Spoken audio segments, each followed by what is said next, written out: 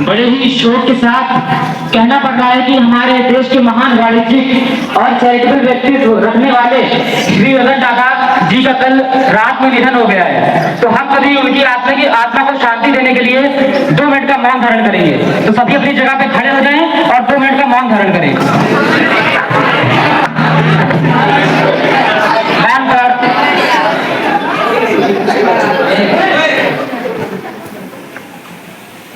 Oath or affirmation? Oath, sir. In which language would you like to take oath? English. I, Naman Sahu, have been elected a member of Youth Parliament House of the People, do swear in the name of God, solemnly affirm that I will bear true faith and allegiance to the Constitution of India, as by law established, that I will uphold the sovereignty and integrity of India, and that I will faithfully discharge the duty upon which I am about to enter. Jai Hind.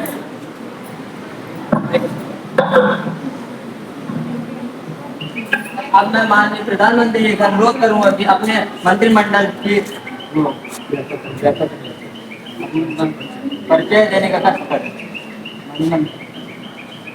अब मैं संसद में उपस्थित सभी नवनिर्वाचित सदस्यों को अपनी पार्टी के निर्वाचित सदस्यों का परिचय दे रहा हूँ। मेरी पार्टी के माननीय श्री शिवम यादव रक्षा मंत्री, माननीय श्री यशराज गृह मंत्री, माननीय श्री शिवम कुमार शिक्षा मंत्री, माननीय श्रीमती आकांक्षा देवी वित्त मंत्री, माननीय श्रीमती तन्वी पांडे रेल मंत्री।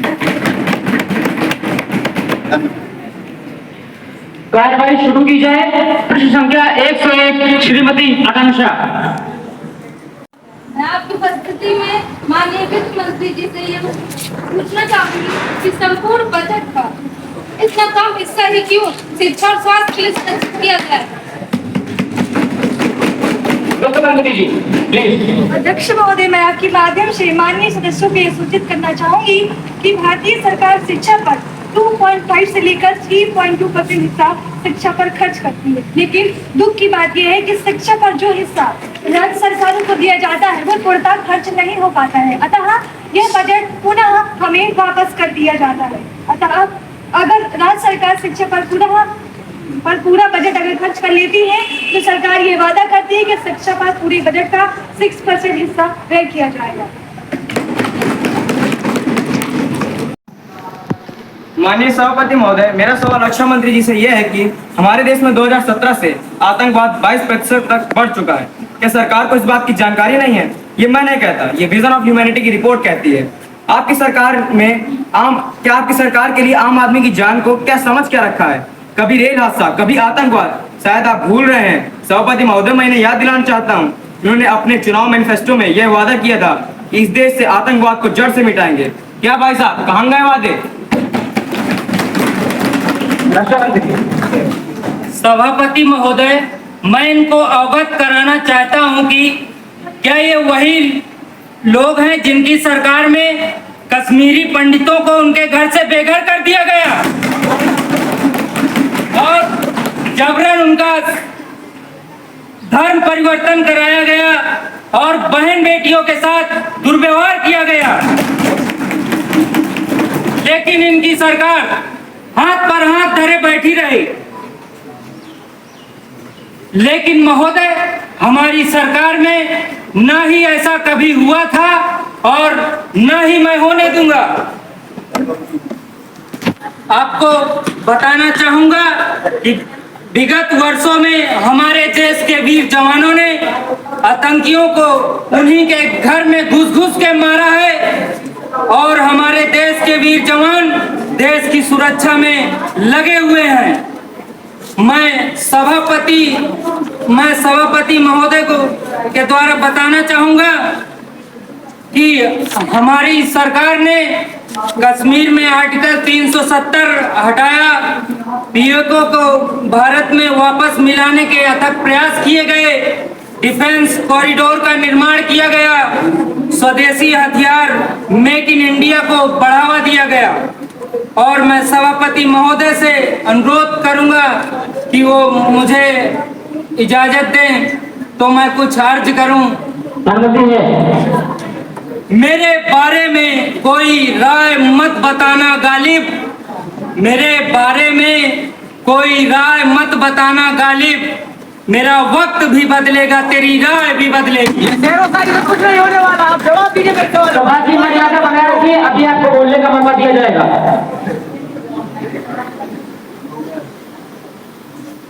25 दिसंबर 2023 को अनजान लोगों ने पार्लियामेंट में घुस के स्मोक ग्रेनेड फेंका। अगर वह फायर बम होता तो भाई साहब आज हम सब की फोटो में हाथ चढ़ गया होता।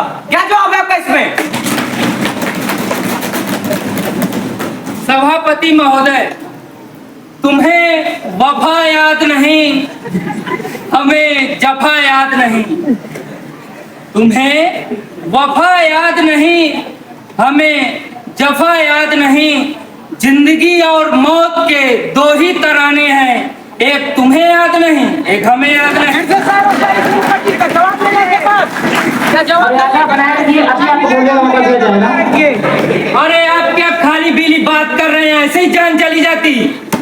अगर वो फायर ग्रेनेड होता तो कौन जिम्मेदार होता उसका? सभापति महोदय जवाब मांगता हूं मैं। सभापति महोदय, यह बहुत ही निंदनीय कार्य था और मैं इस खुले दिल से इस कार्य की निंदा करता हूं और आशा करता हूं कि इस प्रकार की घटनाएं दोबारा घटित न हो। इसके लिए सुरक्षा उपायों को चुस्त दुरुस्त करने की जरूरत है। धन्यवाद। धन्यवाद। तो आपने मुझे गृह मंत्री जी से प्रश्न पूछने का मौका दिया, तो मैं पूछना चाहता हूं गृह मंत्री जी से कि उन्होंने देश के आंतरिक संरचना और सुरक्षा को मद्देनजर रखते हुए उन्होंने भारत के अंदर जो आतंकी समूह पनप रहे हैं और समाज में जो सांप्रदायिक दंगे हो रहे हैं उनको जड़ से खत्म करने के लिए आपने क्या क्या कदम उठाए हैं? माननीय गृह मंत्री जी। नमस्कार आपको भी भाई साहब, आप बैठ जाइए। मंत्री जी, किसी को बहस से जीतने की बजाय मौन से पराजित करना चाहिए। जिस तरह आप यहाँ पर संसद पर चिल्ला रहे थे, दादाजी ना तो ये आपकी उम्र के लिए अच्छा है ना आपके आपके पद के। और रही बात जो आपने मुझसे प्रश्न किया है, तो ये जो देश है, ये समाज है, ये किसी की म्यूजिक की रिकॉर्डिंग नहीं है, ये रेडियो है। यहाँ पर जो गाना बजेगा वही झेलना पड़ेगा। देश की आंतरिक सुरक्षा का सवाल किया है, तो मैं यह कहना चाहूंगा कि आतंकवाद से निपटने के लिए हमारी सरकार ने एक व्यापक कानूनी ढांचा बनाने को योजना, आतंकवाद से निपटने के लिए कानूनी उपबंधों को राष्ट्रीय सुरक्षा अधिनियम 1980 में पृथक अध्याय शामिल करने की भी योजना है। आतंकवादी गतिविधियों से निपटने के लिए खुफिया एजेंसी का एक नेटवर्क बनाया गया। इसमें रिसर्च और analysis wings, raw intelligent bureau जैसी संस्थाएं शामिल हैं एवं राष्ट्रीय सुरक्षा गार्ड NSG नामक एवं अर्धसैनिक बल का गठन किया गया। आतंकवाद की फंडिंग को रोकने के लिए Bharat financial action task force नामक अंतरराष्ट्रीय संगठन का सदस्य बनाया गया है। आतंकवाद से निपटने के लिए साइबर सुरक्षा का भी प्रयोग किया जाता है। मैं विपक्षी मंत्री से यह पूछना चाहता हूं कि जब कनाडा में बैठे बैठे खालिस्तानी मर जाते हैं और कनाडा की सरकार भी नहीं पता लगा पा रही कि उनको मार के कौन जा रहा है। भाई साहब, ये है भी या फिर कागजों में लिखे जा रहे हैं? कागजों में तो लिखा ही नहीं जा रहा, वरना तो साबित हो जाता। साबित हमें करना ही नहीं है महोदय। क्यों नहीं साहब? हमें तो क्राइम खत्म करना है, क्रिमिनल नहीं खत्म करने। इस पर आपका क्या जवाब है, बताइए। सभापति महोदय, बोलने की अनुमति चाहूंगा। अनुमति है। आप क्रिमिनल नहीं खत्म करेंगे तो क्राइम कैसे खत्म कर देंगे भाई साहब? आपके शब्द ही कैसे हैं?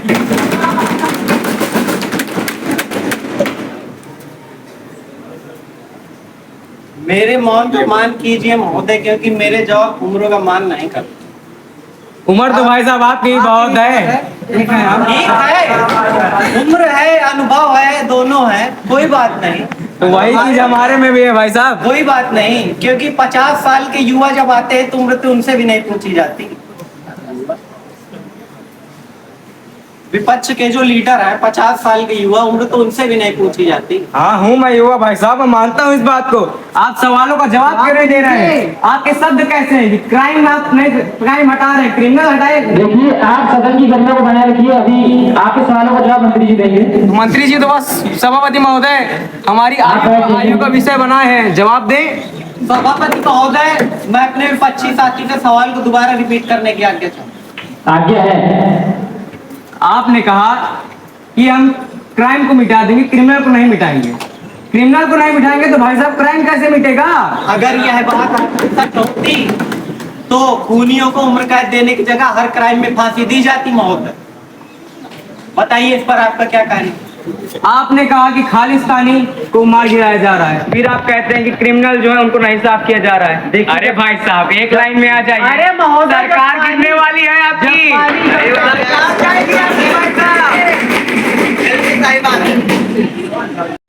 आप भी तो आयु का मुद्दा उठा रहे हैं। आयु का मुद्दा क्यों ना उठाए सरकार? आयु तो हम भी क्यों ना उठाए? आप भी गृह मंत्री हैं, प्रधानमंत्री का सबसे बड़ा पद आप ही का तो है।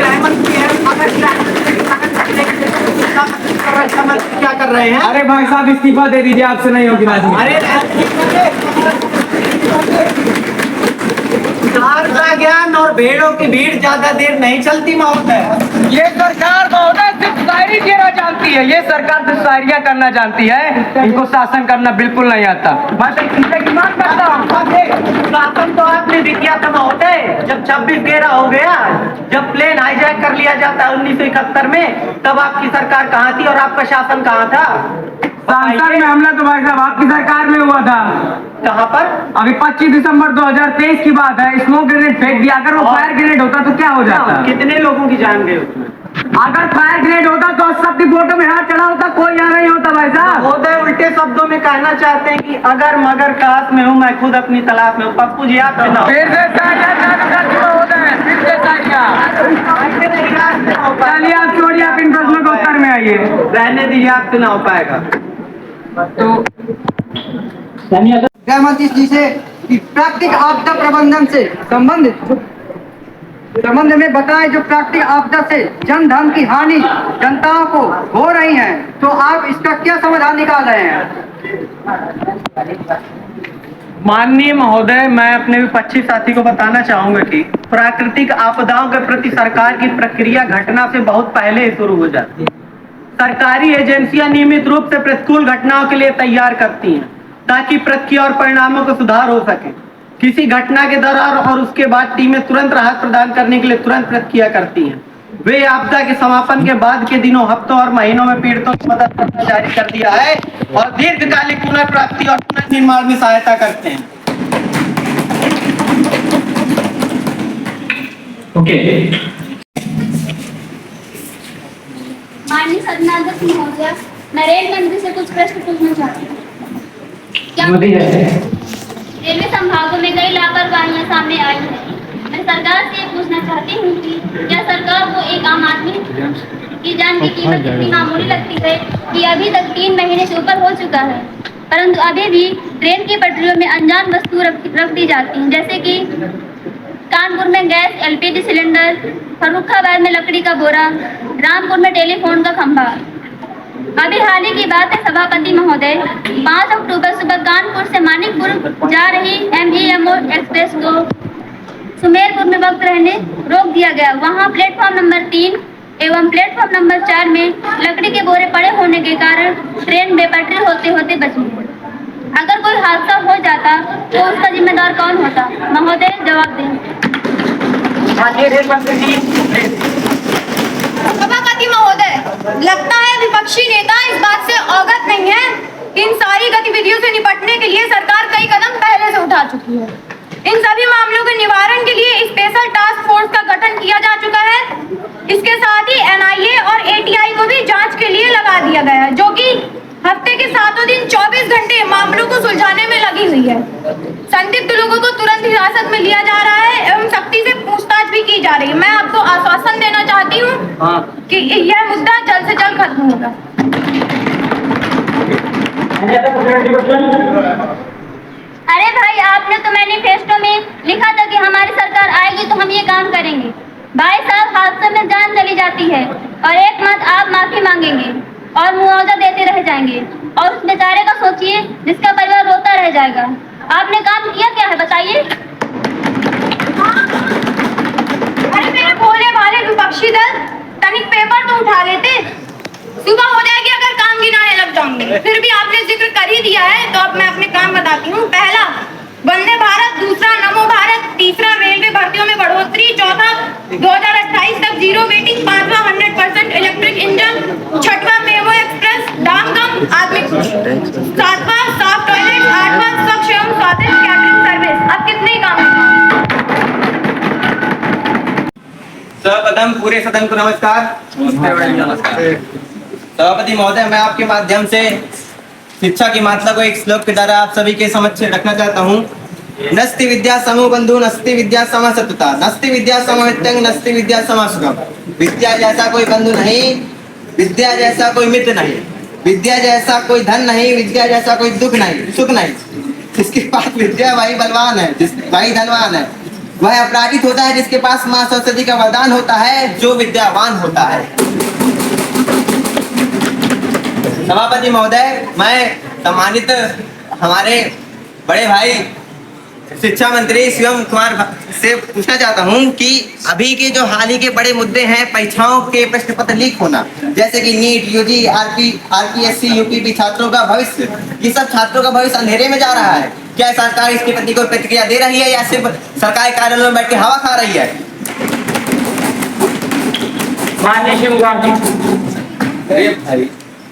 आपने तो 2-4 पेपर बता दिए कि जो लीक हुए हैं। अरे अपने अंदर भी तो झांकिए, अपने गिरेबान को भी झांकिए। हमारी सरकार पे नीट का पेपर लीक होगा, यूपी पुलिस का हो गया, उसका तो एग्जाम करवा दिया। नीट का पेपर अगर लीक हुआ तो उसका भी कोई प्रावधान निकला है? आपको बता दें कि आपकी सरकार पे 2006 में सीबीएसई क्लास 12 अकाउंटेंसी का पेपर लीक हुआ था। 2007 में अखिल भारतीय इंजीनियरिंग प्रवेश परीक्षा वो भी पेपर लीक हुआ था। 2008 में पीएमटी प्री मेडिकल परीक्षा भी लीक हुआ था। और 2012 में all India institute of medical science ये भी लीक हुआ था। इसके साथ 2013 और 14 में भी लीक हुआ था। 14 में तो हमारी सरकार आई है, उसके बाद ही तो पेपर में चार पेपर लीक हुए। उनको तो आप पतंगड़ बना डाले। जब आपके 7-8 पेपर लीक हुए हैं, उसका कोई आपके पास जवाब नहीं।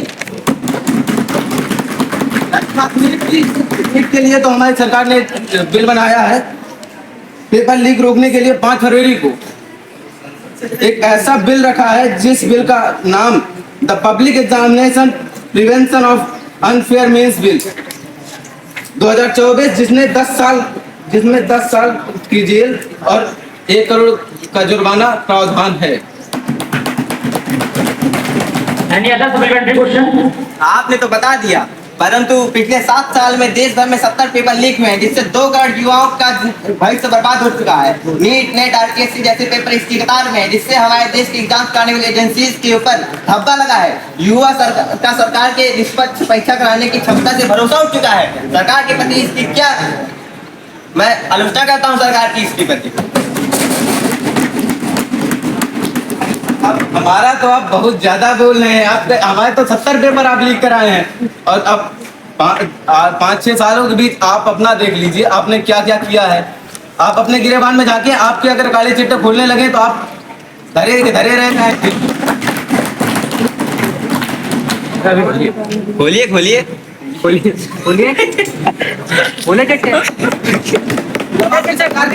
जब 2007 में कक्षा 12 के बच्चों का भविष्य बर्बाद हो रहा था, 2008 में जब 10 और 12 के दोनों कितना पेपर लीक हुए थे, तब आपकी सरकार क्या कर रही थी? आपने तो हमारे ऊपर बहुत बड़ा धब्बा लगाया ना एग्जामिनेशन कमेटी के लिए। आप सभापति महोदय, क्या मैं बोलूं?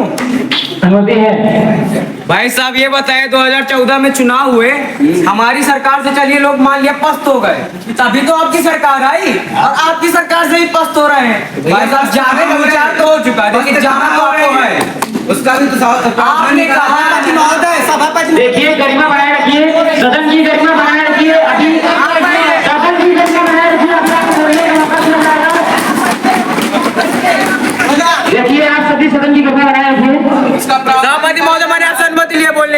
इनको कहिए बैठे। आप बैठे रहिए, अभी आपको बोलने का मौका दिया जाएगा।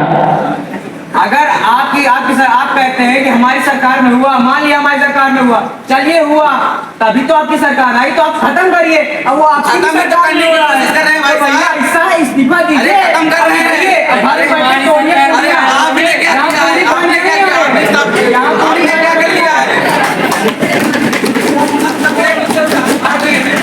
आपने लीड लॉ कर लिया, उसमें तो 40 से ज्यादा आरोपी गिरफ्तार कर किए जा चुके हैं।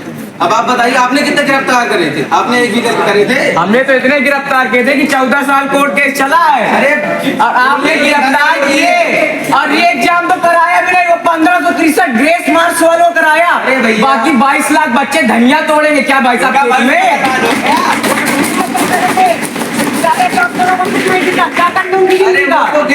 ग्रेजुएशन कर रहे थे, आप बताइए जो नन्हे मुन्ने छात्र 10 और 12 का उनका जब पेपर लीक हुआ तब आपकी सरकार ये एग्जाम हुआ था, रिकॉर्ड पढ़िए, ये एग्जाम हुआ था,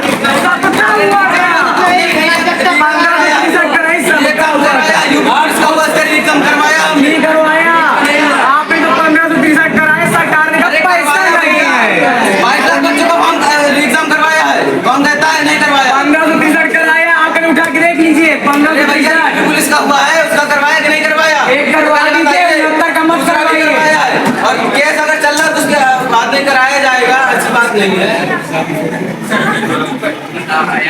शिक्षा का निजीकरण क्यों किया जा रहा है? उससे अनुसूचित जाति और जनजाति छात्रों को जो सीट नहीं मिल पा रही है, वे मुख्य धारा से नहीं जुड़ पा रहे हैं। शिक्षा की उनकी जो परख होनी चाहिए वो नहीं मिल पा रही है। शिक्षा का बजट मात्र 4% ही हो रहा है, पिछले 15-20 सालों से मात्र 6% करने पर विचार विमर्श हो रहा है। स्कूलों को अनुदान नहीं मिल पा रहा है, स्कूल कॉलेज नहीं बन पा रहे हैं।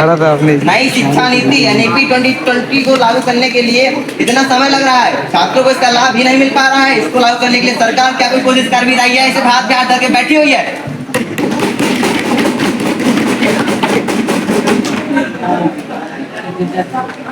आगे जाऊंगा इनके जवाब के लिए। आगे है, आपने बजट की बात करी, इसी कड़ी में आपको बता दूं 2024-25 का बजट जो है वो 7,498 करोड़ है जो शिक्षा के लिए दिया गया है। और आप 12-13 की बात लें, जो 13-14 था वहां पे 7,945 करोड़ ये था। और इनमें जो डिफरेंस हुआ 1.21 लाख करोड़ का डिफरेंस है। और आपने बताया कि सरकार कर क्या रही है, तो आपको बता दिया जाए कि 14,500 स्कूल PM3 में कन्वर्ट किए गए हैं। आप बोले कि गरीब बच्चों को शिक्षा नहीं मिल पा रही है, निजीकरण हो रहा है, तो इनमें प्राइवेट स्कूल भी शामिल है जिसमें गवर्नमेंट अपना फंड दे रही है कि बच्चों को मतलब फीस ना ली जाए उनसे।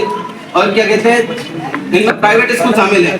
अभी हाल ही में उत्तर प्रदेश गवर्नमेंट के थ्रू अटल आवासीय विद्यालय की स्थापना की गई, जो कि 3-4 साल पहले करी गई और ज्यादा दूर का तो नहीं। इसमें एक मंडल पर एक स्कूल है। पूरे उत्तर प्रदेश में 18 स्कूल हैं, इनमें 4 जिलों के बच्चे शिक्षा अध्ययन करेंगे, मतलब अध्ययन करेंगे उन पर।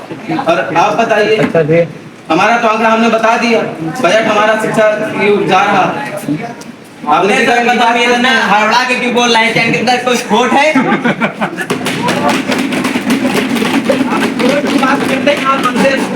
अंदर देखिए आपके अंदर कितनी बड़ी खोट है। आप ही तो इतने बड़े पेपर लीकर हैं यार। NEP 2024 और कोठारी रिकमेंडेशन के बावजूद बजट में सुझावित से भी आधे से आप NEP की बात करते हैं 35 साल पहले, आज से 34 साल पहले तक आपके दिमाग में कभी ये आया है NEP होना चाहिए? हमारी सरकार 2014 में बनी, उसके बाद ही NEP लागू हुई है। आपने कभी पहले सोचा कि NEP होती है कुछ चीज? आप पहले सभापति महोदय, अभी आज तक नाम का जो न्यूज चैनल है, इनके पास बयान लेने गया तो इनका जवाब क्या है, ध्यान सुनिएगा दर्शक। 1,58,000 मेडिकल सीट्स को बढ़ाकर 1,07,000 मेडिकल सीट्स कर दिया। बढ़ा कर ये हमारे शिक्षा मंत्री हैं।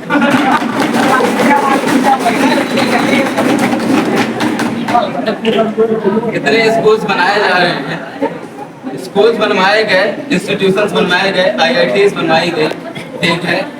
आप मेडिकल सीट बताइए। सबसे बड़ी ग्रांट 58,000 को 7,000 कहाँ हो गया?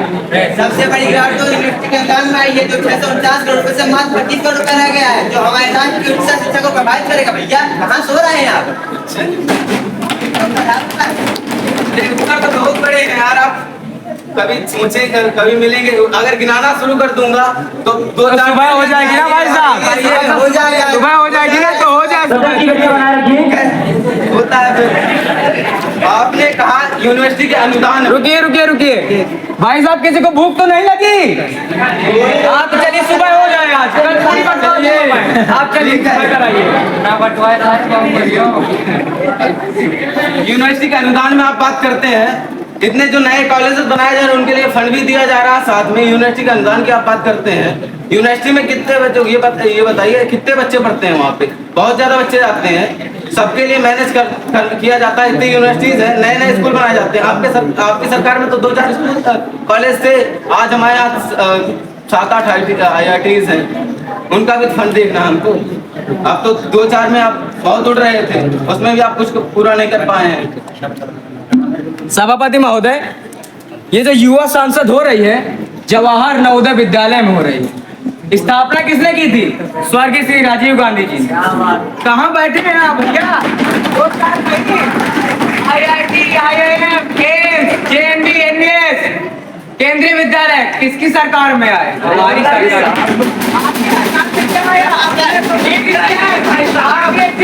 अरे हम तो मर्यादा को बनाए रखिए। एक लोग को बोले दीजिए। नहीं, ये अटल आवासीय विद्यालय कहाँ से आ रहे हैं? PM 3 कहाँ से आ रहे हैं? संख्या कैसे बढ़ रही है? IIT की संख्या कहाँ से बढ़ रही है? कहाँ से बढ़ रही है? IIT की संख्या कहाँ से बढ़ रही है? बाढ़ में आए सब डूब जाए, कह दीजिए बढ़ गई। वाह जी वाह। इसका मतलब तब तो आपने पहले से किया करा के रखा था ना? बनाए तो आप है ना, हमारे वाले IIT ऐसी जगहों पे है ना, हाँ, देखने के लिए इंटरनेशनल इंफ्रास्ट्रक्चर तैयार हो जाता है। ठीक है, भाई साहब, जिस तरह इंग्लैंड की ऑक्सफोर्ड यूनिवर्सिटी है वैसे हम लोग के IITs बने। About 25% of those survey would read a standard 2 level in their regional language. Only 43% could solve a simple division problem. Shockingly, nearly 43% of undergraduate students also struggle with basic division. This report shows that the reality of our education is failed to educate a large section of the population. In India, only 18.4% schools have functional computer labs. There is significant gender gap in STEM enrollment with only 28% compared to 36% males.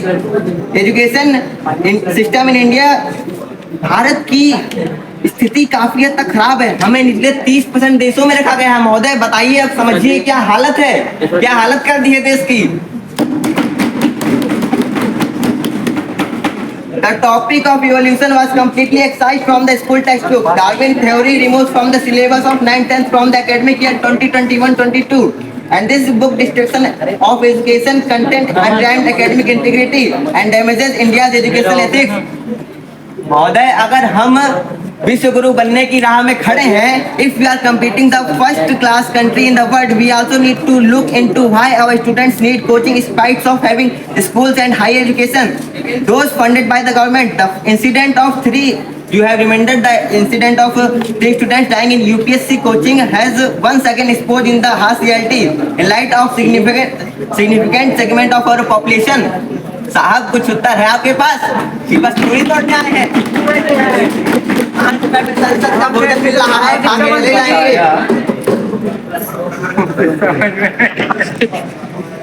हमारे पास रुकिए, पहले तो ये बताइए, समझ में आया? शिक्षा मंत्री है आप, तो बहुत बड़ी बात है, अब बोलिए। आप तो बहुत बड़े तुर्रम खां हैं, है ना? बिल्कुल एक शब्द समझ में आए। आपको तो बहुत अच्छा आता है। जी। तो आपने बताया देश की स्थिति बहुत खराब है और विश्व गुरु बनने की जो चाहत रखते हैं वो कभी पूरी नहीं हो पाएगी। महोदय सुनिए, अरे सुन रहे हैं भैया, बोलिए तो सही। आपने कहा कि भारत कुछ है आपके पास? विश्व गुरु बनने की इच्छा रखता है, वो कभी नहीं कर पाएगा। अरे भाई साहब, इतने बच्चे हैं, अच्छा भविष्य बना रहे हैं अपना, कैसे नहीं बन पाएंगे ये पहले बताइए। रही बात हमारे तरफ से बजट जाता है, सरकार से बजट जाता है, राज्य सरकार के पास से कुछ वापस आ पाता है। इसीलिए हमने कुछ कदम उठाए, गांव-गांव जाकर सर्वे करने के लिए कुछ टीमें बनाई, जो गांव में जाकर स्कूलों की स्थिति जानती है, जहां पे कुछ बच्चों को जो कमजोर बच्चे हैं वहाँ के लिए नई टीमें आई हैं जो बच्चों को सिखाती हैं क्या कैसे पढ़ाई में मन लगाया जाए, कैसे क्या किया जाए। आपने हमें तो कह दिया, लेकिन हमने तो एक कदम उठाए हैं। प्रश्न करने की अनुमति देता हूँ कि कोई भी अगर प्रश्न रखना चाहता है तो अपना प्रश्न रख सकता है। इसके लिए आए हैं। भूख महंगाई और गरीबी इश्क मुझसे कर रही थी। अरे भूख महंगाई और गरीबी इश्क मुझसे कर रही थी, एक होती तो निभाता, तीनों मुझ पे मर रही थी।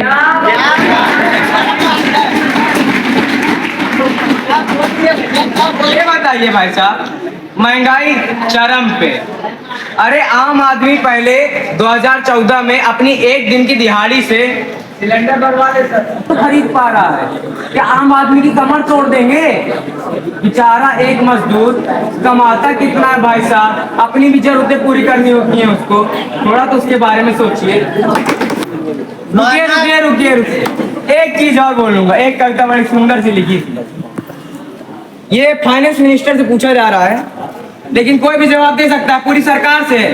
जो ये नया बजट आया है उस पे इतने टैक्स हैं। अगर एक आम आदमी को 1 करोड़ रुपए का घर खरीदना है तो सारे टैक्स जोड़ के 1 करोड़ 48 लाख रुपए कमाने होंगे।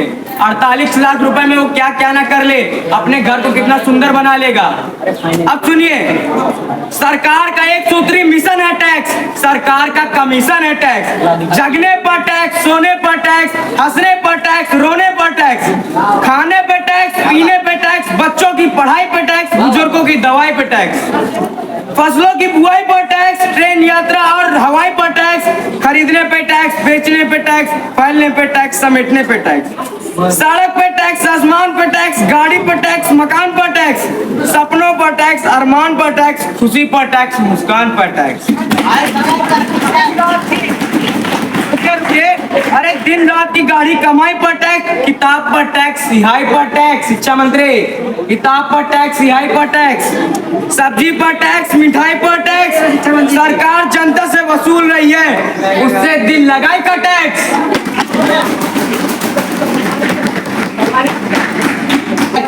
विपक्षी दल के नेता ने अभी शेरो शायरी इल्जाम लगा रहे थे, शेरो शायरी की, फिर उसी का सहारा लेना। चलिए कोई नहीं, हमारी तो आदत 15 साल की। माना कि तेरे दीद के काबिल नहीं हूँ मैं। लगता है कि सारी याद करके आए हैं। महोदय, चैट जीपीटी और उधार का ज्ञान तो आप पर्चा पास कर रहे हैं, वरना हम तो सिर्फ काम करते हैं, बातों के मांगा पर्चा किसी और ने था महोदय। तो सिर्फ कार्य करते हैं महोदय, बातों के महान नहीं है। लेकिन अगर आपने शायरी से वार किया है तो आपके रामबाण का जवाब हमने सी तसूल से दिया था, और आपकी शायरी इसका दोनों का अनुभव आप ही के पास है। चलिए बोलिए। माना कि तेरे दीद के काबिल नहीं हूँ मैं, तू मेरा शौक देख, मेरा इंतजार देख। ये जो विपक्षी दल चुप्पी साधे बैठा है, आंखों पर गंधारी जैसी पट्टी साधे बैठा है, इसलिए अब चौराहे पर सब पर्दे खोलूंगा मैं, चाहे सूली पर टंग जाऊं, मन का सच बोलूंगा मैं। हो ना हो यह जमाखोर भी तुम्हारे हैं, हो ना हो यह जमाखोर भी तुम्हारे हैं। या तो दोस्त तुम्हारा है या रिश्तेदार तुम्हारे हैं। कलम सत्य की धर पे पीठ है, कलम सत्य की धर्म पीठ है, सत्यम शिवम माटी है, राजा भी अपराधी हो तो सीना ठोक बताती। बताइए ना, बताइए। सरकार इस मामले में, टैक्स के मामले में बहुत कार्यवाही कर रही है, और अगर देश का विकास होगा तो पैसा उसका, सुनिए तो मंत्री जी कहाँ लग गए आप? कह रहा हूँ, अगर देश का विकास होगा तो देश के पास धन कहाँ से आएगा? अगर टैक्स से नहीं आएगा तो मैं विपक्षी दल के नेता सवाल करता हूँ। ये बताइए, जो बड़े बड़े अंबानी अडानी लोग हैं इनका लोन तो ऐसे माफ किया गया जैसे भाई रिश्तेदार है, कह रहे कि हमारे रिश्तेदार दोषी हैं। सबको पता है यहाँ पे अंबानी और अडानी का लोन क्लियरेंस हो चुका है, और यहाँ एक किसान आत्महत्या कर लेता है। क्यों? क्योंकि वो लोन नहीं चुका सकता, उसको इतनी शर्मिंदगी महसूस होती है, वो लोन ही नहीं चुका पा रहा, सुसाइड अटेम्प्ट कर लेता है। और अडानी और अंबानी का लोन माफ कर दीजिए। महोदय, नेता अंबानी अडानी के नाम के पीछे हर्षद मेहता और विजय माल्या का नाम छुपा रहे हैं। लगता है हर्षद देश का गौरव, भारत देश का गौरव, जो देश को नंबर 1 पर ले आया, अडानी जो देश को नंबर 1 पर कई बात लाते हैं, रोज उनकी बात करते हैं, उनके लोन माफी की बात करते हैं। और जो हर्षद मेहता पूरे देश की गरीब जनता के साथ किस तरह अन्याय किया उसने, किस तरह लोगों का पैसा गया उसमें, कितने लोगों ने आत्महत्या की और देश की कितनी बदनामी हुई, उसका जवाब विजय माल्या। बैठिए पहले अब तक विजय माल्या महोदय, उठाने गिराने का काम तो हमारा है। 15 साल से आपको 15 साल से आपको उठा गिरा रहे हैं, परेशान मत होइए, वो हमारे ऊपर छोड़ दीजिए। ये बताइए अंबानी अडानी का टैक्स माफ हुआ, देश के लिए कुछ कर रहे हैं कि नहीं कर रहे हैं? और आप ये बताइए कि विजय माल्या ने देश के लिए कौन सा, उसने देश के लिए क्या करके चला गया, और हर्षद मेहता ने देश के लिए क्या किया था? जवाब मांगता हूँ। महंगा क्यों दिया बताइए, पास कोई जवाब है?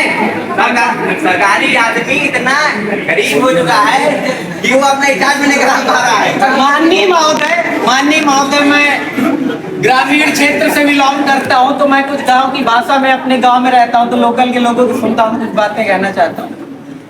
लोग बात कर रहे थे, 2 नवयुवक ही थे, हमारी तरह युवा पीढ़ी के 2 बच्चे नहीं, 65 साल के थे क्या महोदय? 65 साल के पप्पू नहीं थे, उनके अलावा 2-10 साल। अच्छा, तो वो बात कर रहे थे, कह रहे थे यार भाई, कहन भाई यार पबजी नहीं खेलो यार, बहुत दिन है। कहन भाई कहे नहीं खेलो, कहे भाई डाउनलोड करा दे, कहे भाई कैसे करा दे, डाटा नहीं हम लगता है भाई 5G नहीं पकड़े का, तो चाहिए आपको 5G की स्पीड, रिचार्ज महंगे होने पे रो रहे हैं महोदय। लालटेन में मट्टी का तेल बंद हो चुका है, ये जान लीजिए। अब इलेक्ट्रिसिटी आ गई घरों में, मॉडर्न बनिए, विचार ऊंचे उठाइए, सर के बाल जाने से बुद्धि नहीं गवाया करते महोदय। था मेरे मौन का मान रखिए, मेरे शब्द उम्रों और सभा का लिहाज नहीं करते महोदय, मैंने पहले ही कह दिया था। लेकिन यह विपक्ष 47 साल देश को लूटा और अब भी चाहता है कि भैया हमें चुप करा दीजिए, भैया लीजिए हम बैठ जाए, फिर लूटिए। क्या करें बताइए? अब इनको रिचार्ज महंगा हो गया भैया, कहाँ PUBG फ्री फायर डाउनलोड करते बताइए? रिचार्ज तो महंगा हो गया। रात को 12 बजे के बाद भैया नेट चाहिए, भैया 5G चलता है क्या भैया? भैया BGMI डाउनलोड, भैया कहाँ BGMI डाउनलोड और रिचार्ज भी नहीं महंगा, BGMI डाउनलोड। बताइए कैसे हो? बताइए, जवाब मांगता हूँ। उठने का मौका देंगे तो जवाब भी मिलेगा, बैठा देते हैं। 47 साल तक बहुत उठाया है, जनता ने आपको तभी ऐसा गिराया है कि उठ नहीं पा रहे हैं। बात आई थी टैक्स पे, घुमा के ले आए PUBG पे। सब्जी तो महंगी कर ही चुके हैं महोदय, महंगा कर दिया अभी ठीक है महोदय, मैं भी अपनी बात रखता हूं। लगता है नीट स्कैम करवा के सिर्फ PUBG खिलवाएंगे और सब्जी बेचवाएंगे।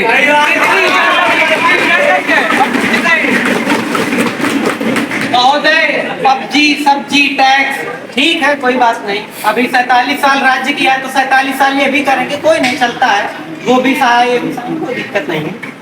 लेकिन महोदय जब ये फाइनेंशियल मिनिस्ट्री सवाल होम मिनिस्ट्री पे रहे हैं तो क्या हम टैक्स का सब्जी PUBG नहीं कर सकते हैं? महोदय एक होता है हमारे बुंदेलखंड में दादी अम्मा बनना, साफ साफ कहा था, फाइनेंस मिनिस्ट्री से क्वेश्चन है, साफ साफ कहा था, अब दादी अम्मा जिसको बनना है वो बने। मर्यादा बनाए रखिए आप लोग।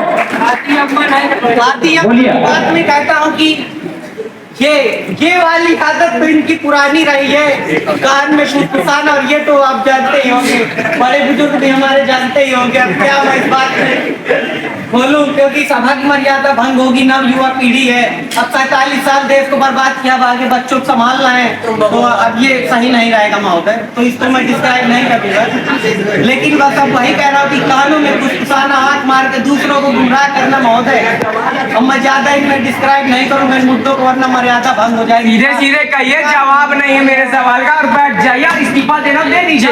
कागज तैयार है क्या सेक्रेटरी साहब? कागज दीजिए, इनको इस्तीफा देने को तैयार हो रहे हैं। चलिए महोदय, हम दे देंगे इस्तीफा, लेकिन देश की जनता आपको क्या दिलवाकर यहाँ बैठने के लिए मजबूर कर रही है, ये तो बताइए। देश की जनता आपको लाई भी किस लिए थी कि टैक्स में थोड़ी कटौती होगी? अच्छा महोदय, मैं ये नहीं समझ पा रहा हूँ, टैक्स बढ़िए, चलिए बढ़िए, मतलब 15 साल से टैक्स बढ़ रहा है महोदय।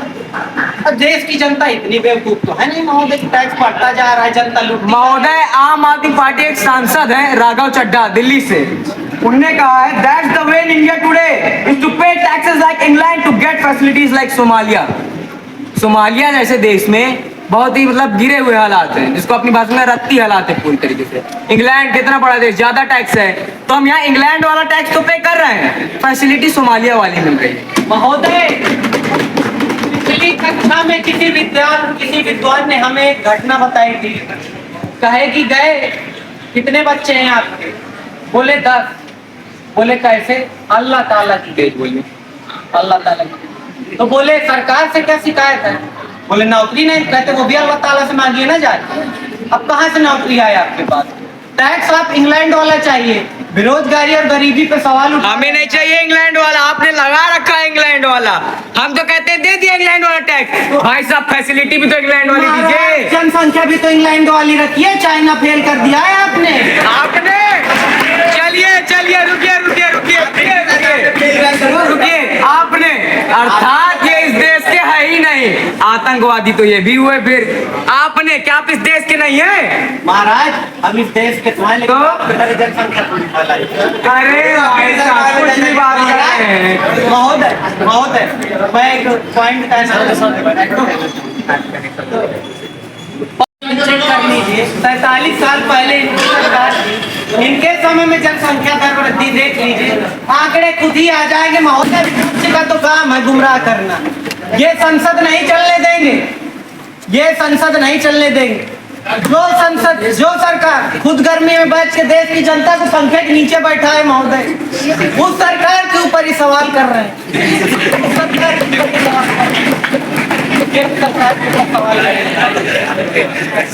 मंत्री आते थे तो इनकी पार्टी की अध्यक्ष जाती थी उनको अटेंड करने, प्राइम मिनिस्टर को लगता था कि बेचारे बस अभी चाय का कप उठा के जा रहे हैं तो धूल जला के लाए। ये महोदय हमारी सरकार के ऊपर इल्जाम लगा रहे हैं। ये इनका कहना है कि हम टैक्स बढ़ा रहे हैं। अरे आपको फैसिलिटी चाहिए, आपको देश को ऊपर उठाना है। अगर आपके पास पैसा नहीं होगा, टैक्स नहीं होगा, तो आप क्या करेंगे? और अगर महोदय, सीधा सवाल, अगर महोदय सरकार जानबूझकर लिस्ट बना के रखी कि हाँ भाई अडानी का नहीं लेना, चलो भाई अंबानी का नहीं लेना टैक्स, तुम भी चलो भाई, जितने अमीर लोग हैं इनका नहीं लेना भाई, गरीबों को भगा इनका बांका काटते हैं थोड़ी देर भाई। अगर ऐसी कोई स्कीम सरकार ने लागू की हो महोदय, तो विपक्षी दल के नेता प्रस्तुत कर सकते हैं। फिलहाल तो हमारे शिक्षा मंत्री बेचारे अपने क्षेत्र में अच्छा कार्य कर रहे थे, लेकिन अच्छा कार्य कर रहे थे महोदय। हाथी देखा है जीवन में? कभी नहीं ना देखा होगा। एक तो इनके मैं कह रहा हूँ बाल वाल आ जाता भाई। चलिए कोई नहीं, बात आपके ज्यादा बड़े बाल हो रहे हैं, तो उसी में बुद्धि दिया जाएगा। आपकी बुद्धि ज्यादा बड़ी हो गई है महोदय, देखिए शांत रहिए आप, अभी उनकी बोलने की बारी, तो उनको बोलने का मौका दीजिए आप। महोदय 47 साल की चोटी इनकी भी पैर छूती रही है, लेकिन बात यह है कि रजनीकांत के रेशमी बाल भी एक दिन पतझड़ में बदल जाते हैं। देखिए नतीजा आपके सामने। सुनिए महोदय, इन्होंने जिनके ऊपर सवाल उठाया, मनमोहन सिंह जो कब धुलेंगे, बता दूं विश्व के सबसे बड़े इकोनॉमिस्ट हैं जिनके ऊपर आपने सवाल उठाया। वो तो आपकी सरकार उनका महत्व दे रही थी। अरे भाई साहब, कब धुलने की बात आपने की? मंत्री आते हैं, विदेश से मंत्री आते हैं, तो इनकी राष्ट्रीय अध्यक्ष उनको अटेंड करने जाती है, उनसे मीटिंग करती है, और मनमोहन सिंह को मंत्री परिषद के नेता उनको साइड करके टेक करके चले जाते हैं, और वो बेचारे जाकर आखिरी में सोफा पर बैठ जाते हैं। बताने की जरूरत नहीं है, दिखता है तभी आ जाती है। हमारी हालत बहुत अच्छी है महोदय, आपकी शिक्षा मंत्री की तरह नहीं है। एक शब्द याद नहीं रहा जो हमारे महोदय ने कह दिया। महोदय ये मानसिकता अलगाववादियों की, ये हमारे शिक्षा मंत्री हो गए। भैया कहाँ रहते हैं, अफगानिस्तान से आए हो क्या? किसके शिक्षा मंत्री है ये हमारे शिक्षा मंत्री, पूरे देश के शिक्षा मंत्री। अगर 5वीं क्लास के बच्चे के क्वेश्चन आता पूरे देश के होते ना तो आज इंग्लिश स्कैम नहीं होता। शिक्षा मंत्री बताइए। महोदय देखिए, मैंने पहले भी जैसे कहा था, ये देश है, अर्थव्यवस्था है, समस्या नहीं। ये हमारी स्पॉटिफाई की प्लेलिस्ट नहीं है महोदय कि हम जो चाहेंगे वो बजेगा। ये चलता फिरता रेडियो है जिसमें कोई भी समस्या, कोई भी गाना कभी भी बज सकता है। अराजक तत्वों का कोई ठिकाना नहीं होता महोदय, कहीं से कभी भी प्रकट हो सकते हैं। वो तो हम देख ही रहे हैं, हमारे समझ बैठे हैं आज तक। अरे महाराज 47 साल दिखाया जनता को, लेकिन तब बोली थी थोड़ी सी तो नहीं समझ पाए। अब देखिए हंसने मजबूर कर दिया आपको बिना दांत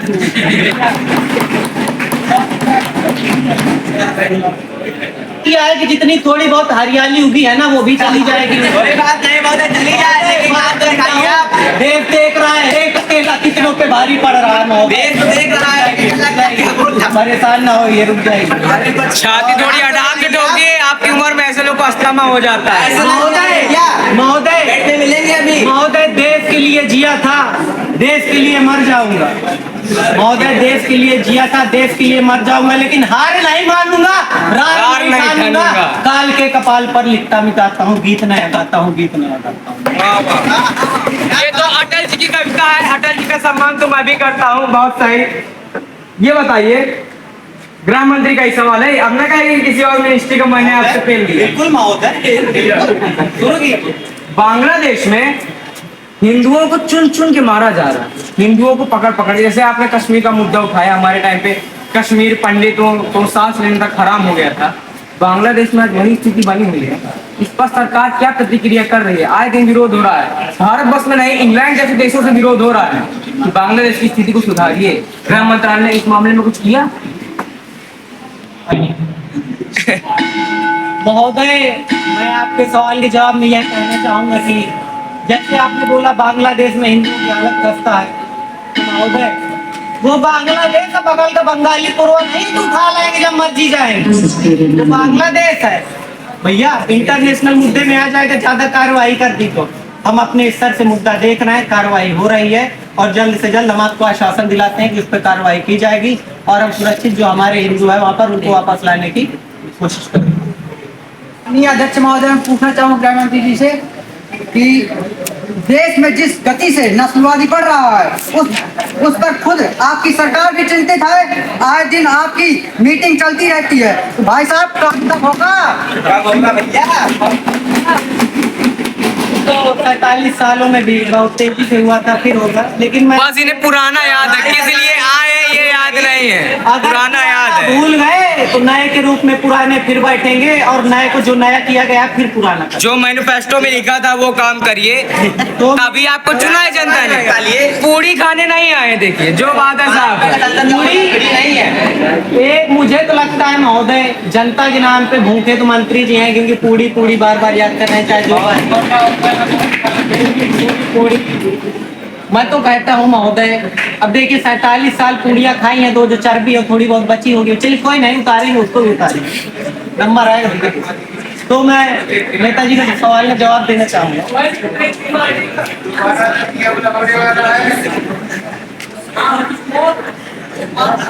गृह मंत्रालय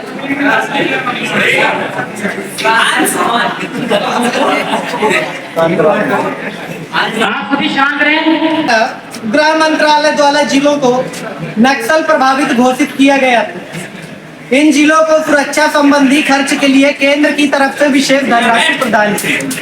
जैसा कि मेरे साथी ने पूछा था, उस पर मैंने एक फैक्ट दिया है, बाकी का भी मैं उत्तर बताना चाहता हूँ। इन जिलों को सुरक्षा संबंधी खर्च के लिए केंद्र की तरफ से विशेष धनराशि प्रदान की गई। इन्हीं में से 44 जिलों को अब नक्सलवाद के प्रभाव से पूरी तरह मुक्त किया गया, जिनमें से 32 जिले तो ऐसे हैं जहां पिछले कुछ वर्षों से एक भी नक्सली हमला नहीं हुआ। शेष जिलों में 30 ऐसे जिले बचे हैं जहां नक्सलियों का प्रभाव है। तो रिपोर्ट में यह भी बताया गया है कि पिछले 4 वर्षों में पीछे वाली जनता से तो जैसा कि मैंने आपको बताया कार्यवाही चालू है, आपने उत्तर तो मेरा सुना ही होगा। विपक्ष और विपक्ष, मैं आज सभा में था, हमारा विपक्ष बहुत मजबूत है। देश को सुचारू रूप से चलाने के लिए सत्ता के साथ विपक्ष भी उतना ही मजबूत होना चाहिए। तो मैं अपने साथी विपक्षियों का धन्यवाद करूंगा, धन्यवाद कर रहा हूँ भैया। धन्यवाद। अब जैसा कि समय तो ही नहीं दिख रहा, पूरी सब्जी भी इंतजार कर ही रही होगी। ठीक है, फिर कर दीजिए स्थिति, ठीक है। लेकिन मैं कहूँगा, देखिए देश का विकास इनके समय में भी नहीं हो पा रहा था, हमारे समय में नहीं हो पा रहा। इंग्लैंड वाले टाइम में देश का विकास नहीं हो पा रहा।